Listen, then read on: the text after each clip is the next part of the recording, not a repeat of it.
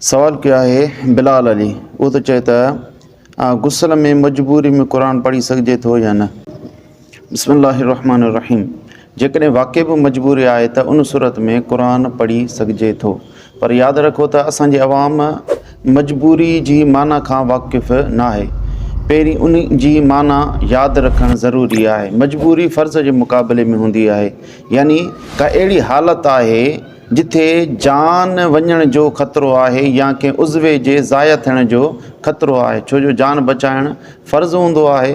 त उन सूरत में मजबूरी उनखे करार ॾिबो आहे। मसलन को शख़्स चए थो त हीउ कमु कर न त आउं तोखे जान सां मारींदुसि, ऐं उहो क़त्लु करण ते क़ादिर बि हुजे, त हाणे हिते जान बचाइणु फ़र्ज़ु आहे ऐं उहो कमु कबो। अहिड़े नमूने सां जेकॾहिं को शख़्स अहिड़ी हालत में आहे, कंहिं दुश्मन जे साम्हूं आहे, उहो चए थो त गुस्ल जी हालत में बि तूं क़ुर पढ़ न त आउं तोखे